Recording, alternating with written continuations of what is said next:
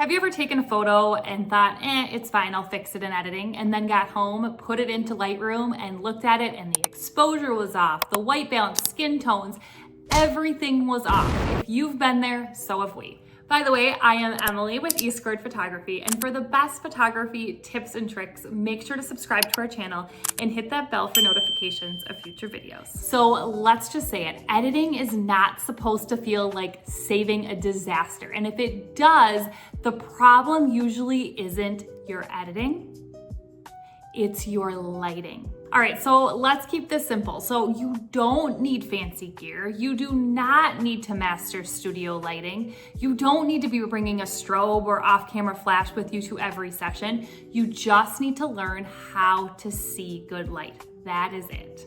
So let's talk about the difference between good light, bad light, and how to find that beautiful light.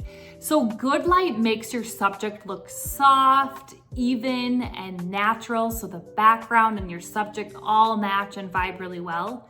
And bad light makes your subject maybe look harsh or uneven or just off or weird. And once you see it, you cannot unsee it once you start to figure out how to find that good light and avoid that bad light.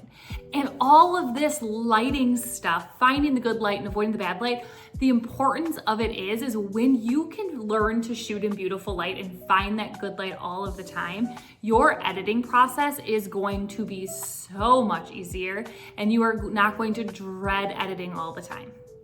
So let's take a look at some examples of bad light.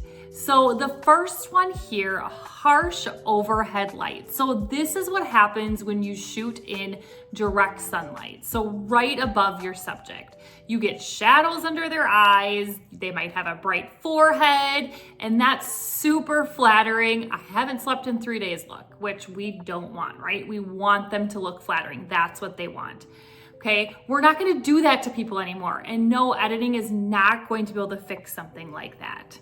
All right, and let's talk about another type of lighting to avoid, which we consider bad light. And that is spotty light or patchy light, however you want to refer to it.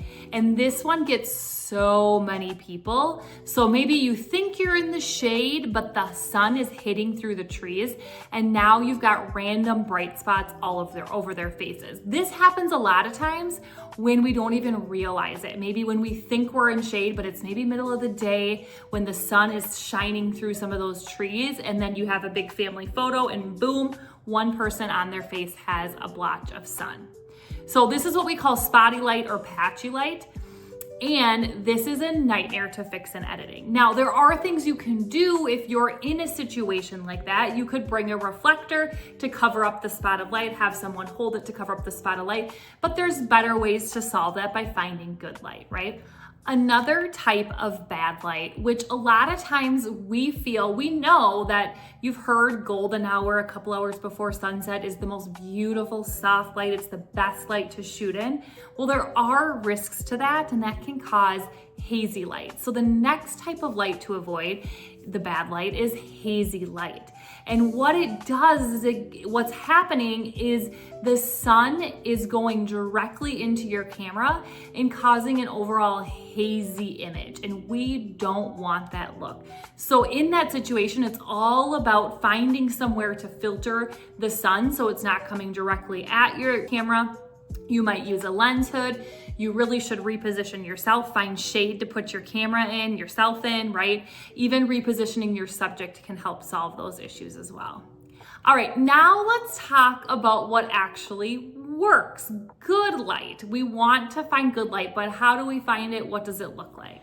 All right, so let's talk about open shade. And this is your best friend as a beginner. So you find shade, but you don't just stick them anywhere. You really want to find shade and turn your subject towards the light. So now the light is hitting them evenly across their face. So shade plus the direction you're facing them is really key to this. Now, when we're talking about shade, we don't always mean any type of shade, right? Putting them where there's an overhang, right? That's gonna cause some shadows, but pointing them towards the light is going to help, right? Or in like a big wooded tree area, right? You don't wanna put them underneath all of the canopy of trees. You might pull them out to a better spot where the light's hitting them more evenly. So open shade is something we can find any time of day. Sometimes it's trickier based on the location, but typically any time of day you can find an open shaded area, which is great if you are faced with shooting in the middle of the day. Now let's look at the next type of light, the good light that we like to find, and that is backlight. So putting the sun behind your subject. And this is what we like to do during golden hour. So what's gonna happen is you're gonna put the sun behind your subject, that's it. Now their face is going to be evenly lit. There's not going to be harsh shadows from that sun potentially hitting it, and you get that soft glow behind them. And we like to expose for their faces rather than the background. Some photographers like to do otherwise. But what we really like to do when we're in a situation with golden hour and backlight is we really like to look for filtered sun. So we look for the sun filtering through trees or peeking over a building or something like that. But the biggest thing in a situation where you're using backlight and all of that during golden hour is making sure your lens, your camera is fully shaded so you're not getting that hazy look that can happen during that time.